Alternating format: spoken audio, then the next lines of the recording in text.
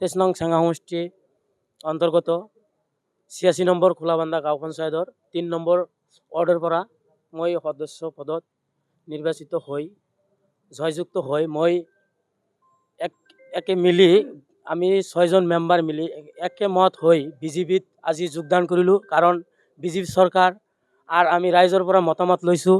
আমাৰ গাঁৱৰ মানুহে ওলাই আহিছে বিজেপি যিহেতু আমাৰ চৰকাৰ বিজেপি কাম আমাৰ যিহেতু মুখ্যমন্ত্ৰী হিমন্ত মামাজী কৰি আছে, ভাল কাম কৰিছে, আমাক অৰুণোদয় দিছে।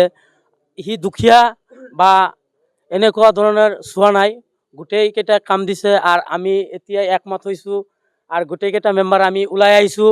আৰু আগন্তুক যি চেঙা সমষ্টিৰ 23 নং বিধানসভা সমষ্টিত যি MLA ইলেকশ্যন হ'ব, আমি আশা কৰিছোঁ আমি খোলাবান্ধাৰ পৰা 95% ভোট দিম বিজেপিক। এইটো মই কৈ মোৰ বক্তব্য এৰিছোঁ।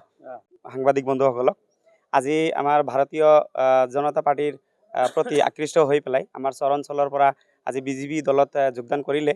আমি চৰাঞ্চলত আমি নিৰ্দলীয় প্ৰাৰ্থী সবেই নিৰ্দলীয় প্ৰাৰ্থী আছিলে, তো প্ৰাৰ্থীবিলাকে জিকি পেলাই কোনো না কোনো এটা দলত যাব লাগিব।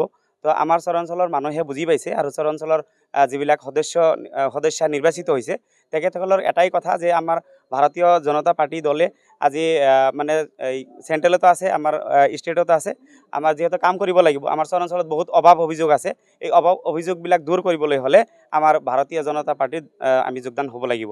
গতিকে তেখেতসকলে ইচ্ছাকৃতভাৱে বুজি পাই পেলাই আজি আমাৰ এই ডিষ্ট্ৰিক্ট অফিচত আহি পেলাই সকলোতে যোগদান কৰিছে সকলোৱে।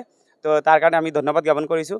আৰু আমি চাইছোঁ আগতে আমাৰ চৰাঞ্চলত মানুহে কেতিয়াও বিজেপিত ভোট দিয়া নাছিলে। তো আমাৰ মহেন্দ্ৰ দা কৈছে অলৰেডি চাইছে যে এটা দুটা ভোট পাইছিলে এটা বুথত এটা চেণ্টাৰত, কিন্তু আজি চাইছে যে আমাৰ স্বতঃস্ফূৰ্তভাৱে আমাৰ সংখ্যালঘু অঞ্চলৰ মানুহে ওলাই আহিছে আৰু বিজেপিক ভোট প্ৰদান কৰি আছে।